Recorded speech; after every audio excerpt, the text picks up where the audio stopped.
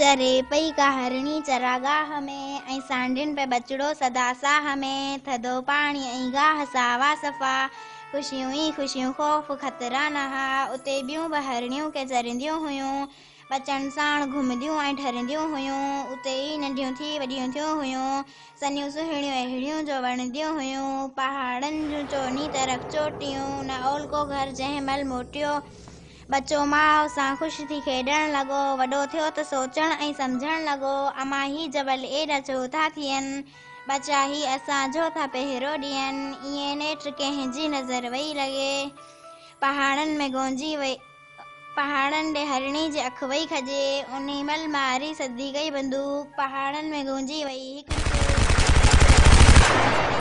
लॻो कयम ॾोह कहिड़ो ई सोचण लॻो डिॼी हरणी हेकर परे वई हले वरी मोटी पंहिंजे बचे ते पई अमां ही जबल जो सहारो हुयो उन ई में त वेठो कुमारो हुयो ॿुधी हरणी हेकर सफ़ा वई वञे वॾी रुनी तड़पी लेकिन वञे कीअं भॼे ईअं ई वरी बचे थे थी कुर्बान वई नेठ माउ